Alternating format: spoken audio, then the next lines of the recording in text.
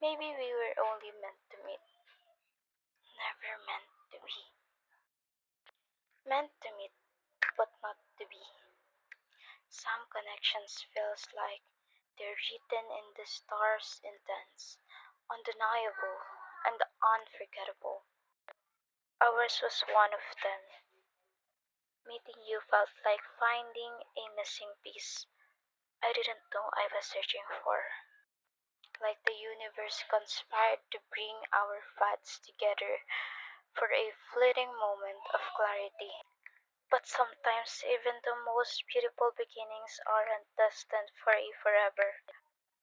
Sometimes people are brought together not to stay, but to teach each other something important, leaving behind traces of what could have been.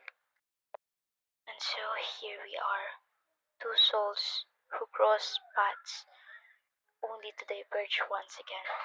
It hurts to think that something so meaningful could also be so temporary. But maybe that's the lesson, to cherish what we had, even if it wasn't meant to last. You were never mine to keep, but you'll always be someone I'm grateful to have met.